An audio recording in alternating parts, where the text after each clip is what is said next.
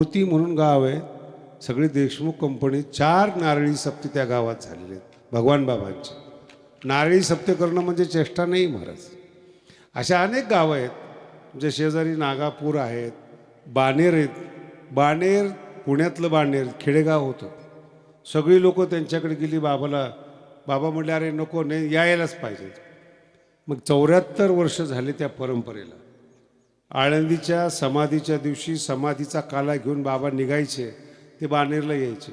बाणेरला जशी तुम्ही मिरवणूक काढली अशी बाबाची ही जी मिरवणूक आहे ना, ही नामदेव शास्त्रीची नसते बरं.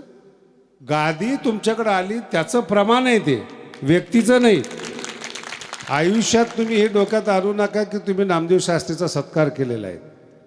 भगवानगडाची गादी आपल्या गावामध्ये आली, त्या गादीचा सन्मान आहे.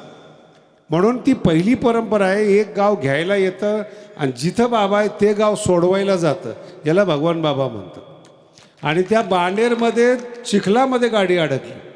सगळ्या लोकांनी ती गाडी उचलून घेतली भगवान बाबांची. आणि बाबांनी त्या गावाला असा आशीर्वाद दिला.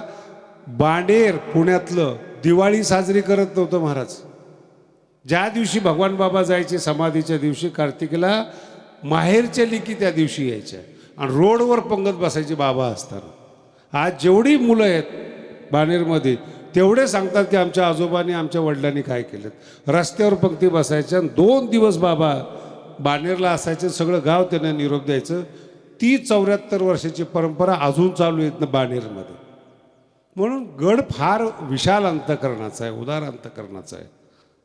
कधीही आणि गादीवर माझ्या अगोदर बसलेले काही सामान्य होते काय? ज्यांनी कीर्तन कसं करावं हे महाराष्ट्राला दिशा दिली ते बंकट स्वामी महाराज. त्यांच्या संकल्पनेनं वारकरी शिक्षण संस्था 1818ला स्थापन झाली. त्याचं मूळ कारण बंकट स्वामी महाराज आहेत. त्यांचे सख्खे पुतणे भीमसिंग महाराज. आणि त्यांचं आयुष्य गेलं मामांच्या हाताखाली आणि ते ऐश्वर्य संपन्नाच्या गादीवर बसले. काय एवढं वैभव कुणाला प्राप्त नाही होणार महाराज. घराणं उच्च आहे. मामासाहेबांचे त्या काळात SP चे प्रिन्सिपल त्यांचा सहवास चंदनी ते बोरी चंदनाच्या सहवासात. आणि ज्या गादीनं कधी दरिद्रता पाहिली नाही अशी ऐश्वर्य संपन्न गादीवर बसलेले भीमसिंग महाराज. काय कीर्तनं असायचं त्या काळामध्ये त्यांचं. माझा मुद्दा लक्षात ठेवा, उदार आणि विशाल अंतकरणाचा आहे. तुम्ही गडावर या. आज अचानक ते सगळं सुरू केलं मला न विचारता केशव महाराजांनी. मला वरून काही बोलता येईना. म्हटलं वर आल्यावर बोलू.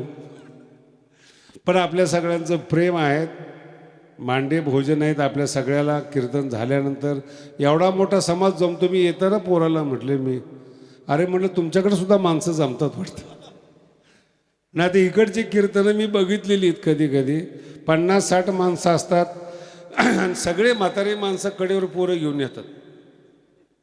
जोपर्यंत स्वयंपाक होत नाही म्हातारं येतं कडेवर, इथं येऊन बसतं. काय झालं काय नाही कीर्तन. आणि त्याच्या मनात आलं की कीर्तन मध्येच उठून निघून जातं. ते तुमची हिंमत नाही त्यांना बोलायची का चालले म्हणून. परिसरच असा आहे. पण शिस्त लावा. जे कीर्तन आहेत ते आपल्या धर्माची ज्ञानाची शिकवण आहे. आपण काय काम करतो त्याचं उत्तर आहे. आणि कर्मयोगी राहा.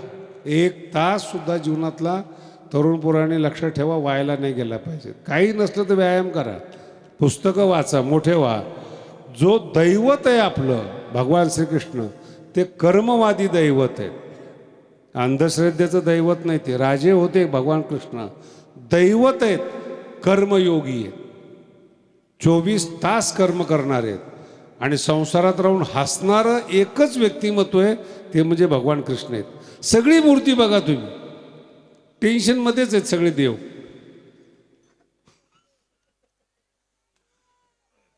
बघितलं ना.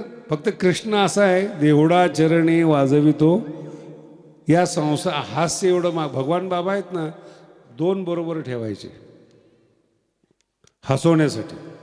एकाचं नाव सखाराम होतं, एक दुसरा एक होता. त्यांनी फक्त भगवान बाबाला हसवायचं आणि बाबा हसायचे. असे विनोद वगैरे करायचे. बाबांचा फोटो गंभीर आहेत पण प्रत्यक्षामध्ये बाबा फार एक, ज्यांनी ज्ञानेश्वरीचं अध्ययन केलेलं आहे महाराज ते गंभीर कसे काय राहतील. चंचल राहणार, हुशार राहणार, तब्येत कशी असावी बघा त्यांच्याकडे. कसं असते तब्येत वगैरे, असे बाबा हसवणारे असायचे बाबा. आणि 2-3 माणसं हसवायला ठेवलेले असायचे. फड असायचा, तो दिंडी असायची, ती मोठा प्रकार असायचा. कधी येईल तेव्हा आपण याच्यावर विश्लेषण करू. आपल्या जवळजवळ 3:30 वाजले तर आपल्या मांड्याचा टाईम झालेला आहे. संध्याकाळी 5 वाजले तरी मी इथंच बसणार आहे, तुम्ही टेन्शन घेऊ नका. गादीच्या दर्शनाला महत्त्व आहे.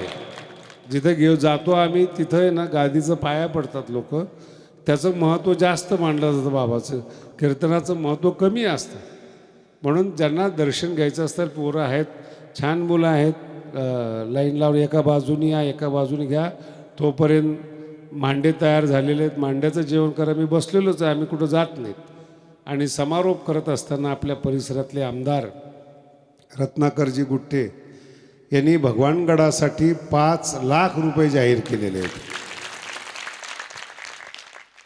त्यांच्याकडे पाहिल्यानंतर कमी वाटतात मला, पण जाऊ दे आता. सगळे हसायला लागलेत बघा.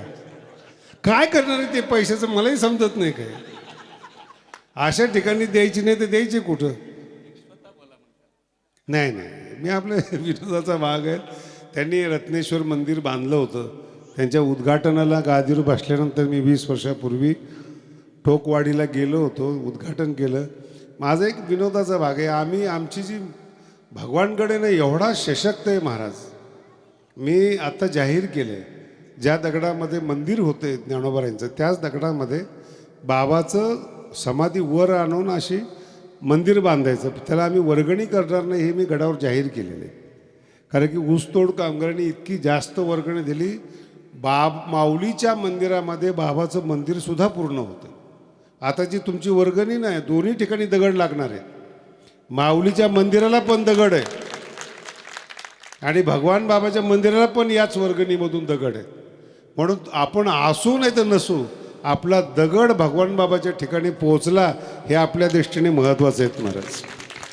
म्हणून मी आपले एक विनोद करत होतो. आमचे पहिल्यापासून बऱ्याच वेळा 20-22 वर्षापासून संबंध आहेत रत्नाकरजीचे. म्हणून असं काही हे नाही, मागावं असं नाही काही.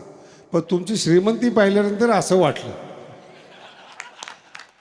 बरोबर आहे का? आणि ज्ञानोबारांची एक ओवी आहे, कधी लक्षात ठेवा, दाता कधी गरीब नसतो.